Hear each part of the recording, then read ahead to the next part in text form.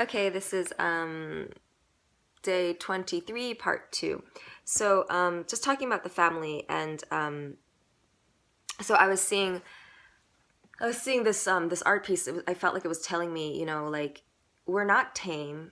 We're not meant to be contained with this by this structure, or like, it's outdated. This kind of like tribal mentality of like not just us and them, but even like, you know as an individual within a partnership or a family, uh, or a country, that we are, I believe, right, that I'm committed to my soul first and foremost, to my soul, to my path. And you know I am connected to other people, but me waking up to who I really am is the best way to help my family or my ancestors or anyone. Like, for instance, my mom, she was watching this show based on fear of like, you know you better get your colon tested like this and eat like this because these things could happen. And I'm watching her like take notes and like freaking out. And she does this a lot. And so my usual way of being with that is to kind of like be like, Mom, you shouldn't worry about that stuff. Like, actually, your thoughts are, more destructive than what you eat. Like, you're stressing out about this, kind of like trying to teach her or help her.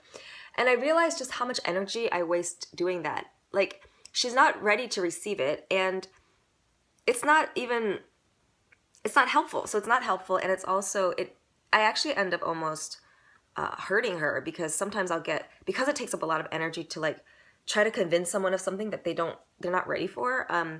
It I end up kind of getting kind of resentful, or and then at a bigger level, I'm not doing my own work because I'm spending my energy trying to like help someone else, which really doesn't help anyone. It's probably annoying for her to have her daughter be like, "This is what you should do," even though a part of her is wanting advice. And also, it's like, I don't know what her path is. Maybe she's supposed to worry and get cancer, and then maybe she's gonna have an epiphany, and she's gonna heal the world. I mean, I have no idea, and it's not my responsibility, and it's also not it's none of my business. So, but I could feel, and if I really want to help her, because I do, I mean, then the best thing I could do is to actually be really healthy myself, and wake up myself, and then she'll either look at that and think, oh wow, now I trust what Jane says because I can feel it and see it, or it will happen just by pure vibration. Like, if I'm feeling awesome, everyone around me will just feel awesome, and it will just resonate. There will be resonance, and that's, I feel like, the best way to anything, right? To cause transformation, to just be in joy and have it be contagious. No effort. But I could feel the pull to like want to, because I felt like she was suffering. I could see her worrying, and I didn't want her to. But it's just so ironic that in my desire to not have her feel that way, I end up, I'm just adding to her stress by being like, well, this is what you should do. It's like that's just causing more conflict within her mind. So, so yeah, this art piece with the vessel, I was seeing, like, instead of that family structure being what contains us, and that, again, that seeing that family structures being representing just all structure, that kind of is based on like survival and stuff, that if what if we emptied ourselves of those notions, and we're just held by tenderness, like by the mother who is completely full and yet completely empty. It's not about concepts or ideas. It's like about just like being open and trusting, and that the flower blooms from that space. So I really loved this idea, and I was talking about it yesterday. But this videos, they wouldn't. I was having all these technical difficulties for hours, and I was like, what is going on? And then usually when something like that happens, I'm like, okay, there's another message here. And I realized that there was something in me that wasn't aligned with what I was talking about, and the universe was not going to let me put it out there. It was like, there's a disconnection here, so we're going to disconnect you from the world. And what I realized is,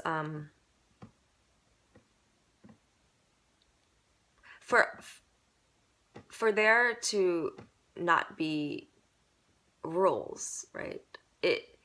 We have to really trust ourselves and be in integrity with our own body and feelings and not be disconnected.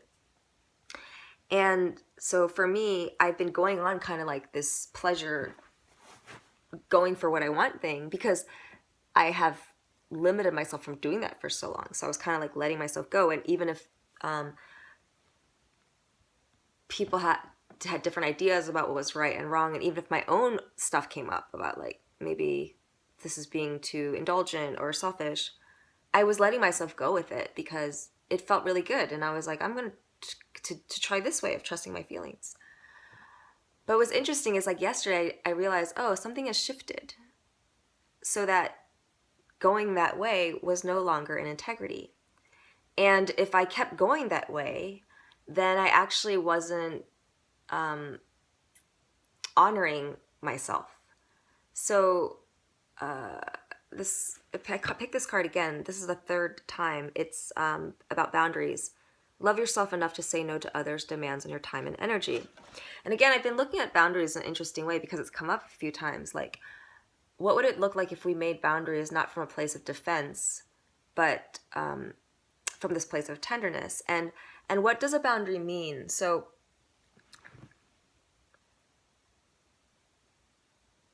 the way I saw it was like, if I let myself just really feel my feelings and go with something, it's like a wave, right?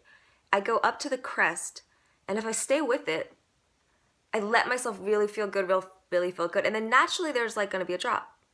But it's a wave, so it's not going to be horrible. It's just as long as I stay paying attention, like, okay, now it's time to shift the energy. Now it's time to focus on something else. Maybe now it's time to kind of, expand my view in a different way. Because the other side of like honoring yourself and not letting rules or outside expectations limit you is also that, like, not letting the family structure or obligations dictate what you do. It's also that you want to see everyone as your family, because the whole idea of waking up really is it's the most selfish and the most selfless, because the reason why I want to wake up so badly is because I know that that will mean that I will experience myself as one with everyone, and that the universal family is my family. And that's the truth. I mean, so that's what I want to, that's how I want to live. So it goes both ways, right? Like, so I can access that oneness from going way into myself and knowing that no matter who I seem to be hurting or ignoring or whatever on this one plane, that at a spiritual level, all my family and my ancestors and my friends, they're all rooting for me to wake up, because at a spiritual level, we're all on the same team, and they know, right, that someone might not have to go against what's happening to kind of change the tide and help everyone evolve. You know, we're all kind of going on different paths together and causing all this contrast so that the world expands and evolves. Or you can go way into serving others, and in that sense go into oneness, right? And I think for me, I felt like I've been trying that way for a long time, and it hasn't really worked because I haven't ridden the wave. And so what happens, I think, is like, so if I'm riding the wave of like, you know, I'm going to be selfish, I'm going to do what I want, I'm going to do what I want, and then I don't pay attention to my body or what feels good, and I don't let myself come back down, but I just keep wanting to go up. If I stay attached, I'm like, no, I want to keep going higher, I want to keep feeling good, I want to fuck everyone else, you know, then I'll crash. On the other hand, if I don't allow myself to go up in the wave at all, which is the way I've normally been living, and I'm like, no, I don't deserve to feel good, I'm going to like stay down here, then you feel like you're kind of drowning, and you're always kind of like struggling against the current. So what I'm seeing as like a boundary is, so if I'm faced with this like line, like, okay, there's this boundary, there's this thing that I'm like, feels like it's an obstruction or something I need to, a separation, a line of separation, then how would I turn that line into a wave? You know, so instead of being like, I'm going to avoid this line, or I have to like break it, how can I interface with it? So whatever that line is, whether it's a person or an old idea or a circumstance, how can I dance with it? How can I dance with this line so it's more like this wave and this interplay? Like, be in communion with this separation so that it's no longer separation. And yeah. And so this is what I mean about like life is like it's not straightforward, and it's not something that I can hold on to. It's and I just keep learning and seeing like um and just learning to trust, because I definitely feel like it comes back to if we can't necessarily trust like these predetermined rules or society standards. And we also can't just go on straight like indulgence, right? Like hedonistic, like I'm just gonna do what I want all the time. I mean, see, I don't even like saying that, because if you're following your feelings, you kind of are doing what you want all the time. But I guess it's just, you have to watch it before it goes into attachment, because something can feel really good, and that is joy, and that is like something you can trust.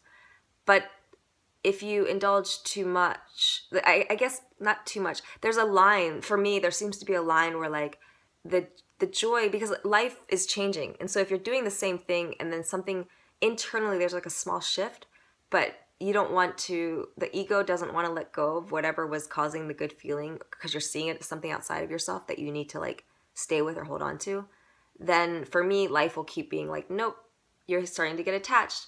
Like, remember where your joy really comes from. Go back to yourself. That seems to be what it is. It's like, oh, okay, like I found this practice that really makes me happy. I found this person that makes me happy, I have this work that makes me happy. And then you can like get into it and learn from it and co-create with that joy.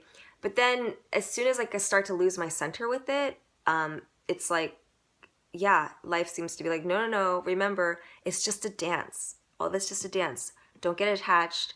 And come back to center, so that now you can like ride another wave.